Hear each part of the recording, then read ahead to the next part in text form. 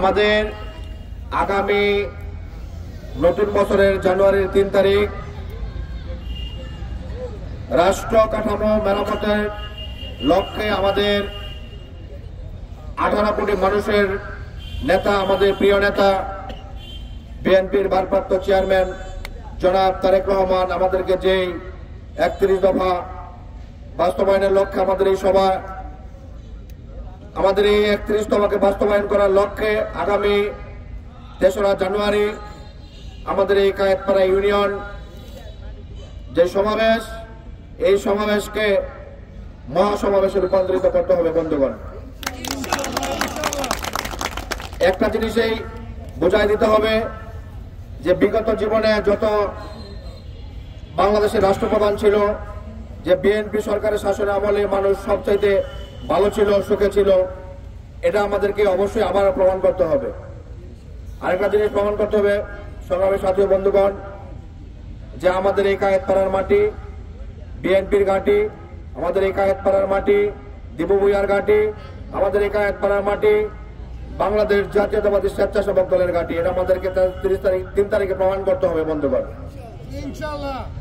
সংগ্রামী সাথী বন্ধুগণ, আপনারা ইতিপূর্বে দেখেছেন যে আমাদের প্রিয় নেতা জনাব মোস্তাফিজুর রহমান দিবু ভাই কিছুদিন আগে গত সপ্তাহে তারাবর বন্দপুর স্কুল মাঠে 1 এবং 2 নং ওয়ার্ড মুরব্বীদেরকে নিয়ে একটা উঠান বৈঠক করেছিলেন।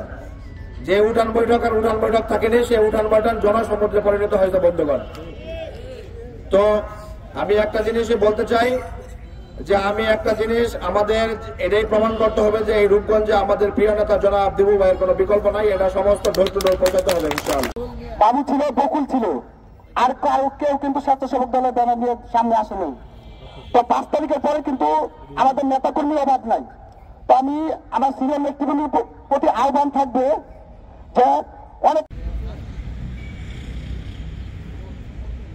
স্বেচ্ছাসেবক দল নেতা জনাব মোহাম্মদ সজীব ভূঁইয়া। এই পর্যায়ে আপনাদের সামনে বক্তব্য রাখবেন জনাব মোহাম্মদ বাবু ভাই।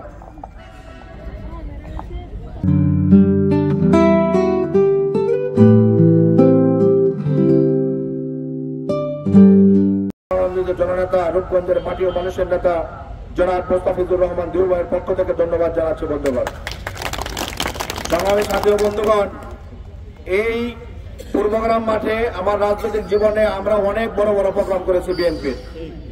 আমরা দীর্ঘ এই 16-17 বছর এই পূর্বগ্রামের মাটিতে স্কুল মাঠে বিএনপির কোন প্রোগ্রাম হয় নাই বন্ধুগণ। তো আল্লাহ তাআলা কি মহান দেখেন, আল্লাহ তাআলার ফয়সালা কত উত্তম ফয়সালা। আজকে আমরা এই মাঠের মধ্যে খোলা আকাশের নিচে আজকে সুন্দরভাবে প্রোগ্রাম করতে পারতেছি বন্ধুগণ। এই পূর্বগ্রামটা ছিল কায়েতপাড়া ইউনিয়নের মধ্যে ভোট ব্যাংক।